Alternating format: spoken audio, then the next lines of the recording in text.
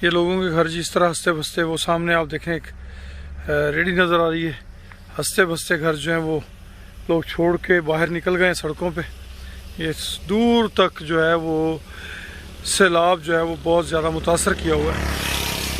Honeymoon hotel ने हमें ये पैगाम दिया है कि रब चाहे तो किसी भी वक्त करोड़पति को मकरूज़ कर सकता है।